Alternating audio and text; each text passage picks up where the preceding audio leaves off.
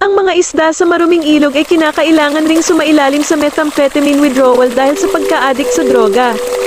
Nahumaling na rin ang mga isda sa meth na inaanod sa kanilang freshwater homes, hinahanap nila ang stimulant, ayon sa pag-aaral. Ang mga gamot na inilalabas ng ating katawan kasama ang sirang chemical components ay may kahalintulad na epekto sa droga. Matapos sa tao, napupunta ang meth sa waterways sa pamamagitan ng sewage systems na ilalabas ang droga ng wastewater treatment plants. Kung saan naroroon ang meth users, mayroon ding meth pollution ng freshwaters, sabi ng isang behavioral ecologist sa Czech University. Napupulot ng meth ang mga ilog sa mundo nang may concentrations ng droga mula sa nanograms hanggang sa micrograms per liter ng tubig. Dahil sa pagkalat ng meth sa waterways, nag-aalala ang mga ecologists sa posibleng pagka-addict ng mga isda sa maliliit na doses ng droga. Ayon sa Journal of Experimental Biology, kahit na ang minuscule amounts ng meth ay maaaring maging sanhi ng addiction sa freshwater fish. Malinaw na nababago umano ng methamphetamine ang galaw ng mga isda o maaaring maging sagabal ito sa paghahanap nila ng pagkain. Sinubukan nila ang brown trout, Salmotrota, salmon kung tawagin sa Pilipinas, matatagpuan ang mga ito sa Europe, Western Asia at Northern Africa at nakitaan nila ito ng addiction sa droga. Tinatayang 269 na milyong katao sa buong mundo ang gumagamit ng droga kada taon kung saan nakalimutan nating problema rin ito sa basic biology.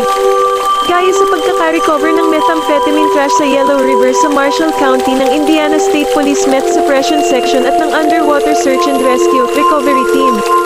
Isang local fisherman ang nakakita sa ilang suspicious items na palutang-lutang sa Yellow River malapit sa Peach Road at 14th Road na pinaniniwalaan nilang nagmula sa isang meth lab.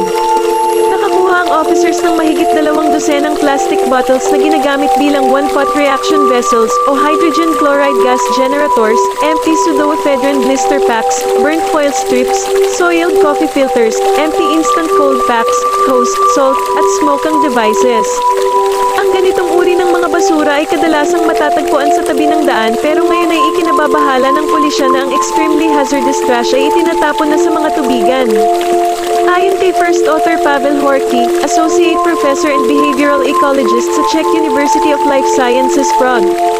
Kung nasaan ang methamphetamine users, naroroon din ang methamphetamine pollution ng freshwaters. Napupulot o narurumihan ang mga ilog sa buong mundo ng concentrations ng droga mula sa kaunting nanograms hanggang sa 12 ng micrograms kada litro ng tubig ayon sa reports sa journals Chemisphere and Water. Dahil sa pandaigdigang paglaganap ng meth sa mga daluyan ng tubig, nagsagawa ng pananaliksik ang grupo ni Horky kung ang mga isda nga ba sa mga ilog ay maaaring mahok sa maliliit na dosis ng gamot na ito.